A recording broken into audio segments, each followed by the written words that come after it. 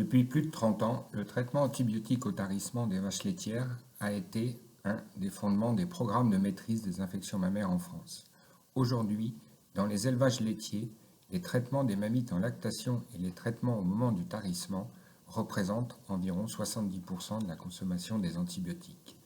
Depuis le début des années 2000, l'emploi systématique d'antibiotiques au tarissement à des fins préventives est remis en cause.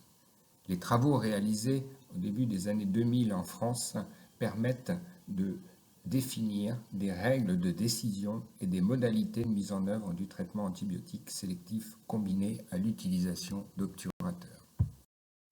Malgré des efforts de communication, force est de constater au bout de 10 ans que cette pratique est peu appliquée sur le terrain. Nous avons en effet pu constater, à partir d'enquêtes auprès d'éleveurs, que seule une quinzaine de pourcents l'avaient mise en place.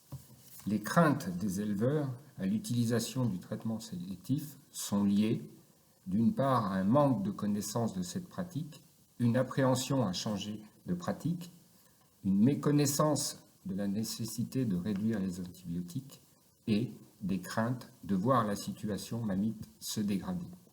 Au niveau des intervenants de terrain, ils constatent de leur côté des difficultés à faire passer les messages techniques auprès des éleveurs alors qu'ils connaissent eux-mêmes très bien les pratiques. L'étude s'est intéressée à évaluer dans une soixantaine d'élevages de 4 zones laitières françaises la comparaison de 2 stratégies de communication, l'une basée sur des réunions participatives, l'autre sur un envoi périodique de newsletters complété d'un appui technique personnalisé, afin d'évaluer le ressenti des éleveurs vis-à-vis de ces 2 stratégies de communication et évaluer également le changement de perception et de pratique des éleveurs en matière de traitement sélectif.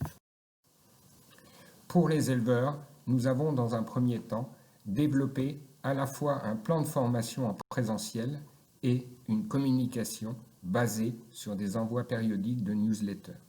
Puis réaliser une base documentaire regroupant des éléments techniques et des interviews pour expliquer les pratiques du traitement sélectif. Et enfin, un outil d'aide à la décision disponible à la fois en version web et en version papier. Après 2 ans de tests, nous avons pu constater une évolution marquée de l'incidence de la mise en place du traitement sélectif au tarissement dans les élevages inclus dans cette étude, et ce, quel que soit le mode de communication utilisé. En effet, nous constatons que sur 30 élevages, la moitié des éleveurs avaient mis en place la pratique et un quart des éleveurs avaient testé l'approche. Il ressort tout de même de ce travail une demande forte des éleveurs, d'une aide à la mise en place de cette nouvelle pratique, d'un accompagnement important, en particulier du vétérinaire, et d'outils d'aide à la décision facilement utilisables par les éleveurs. L'ensemble de ce travail a permis de mettre à disposition des intervenants de terrain des outils à la fois de communication et d'intervention efficaces pour développer l'approche du traitement sélectif.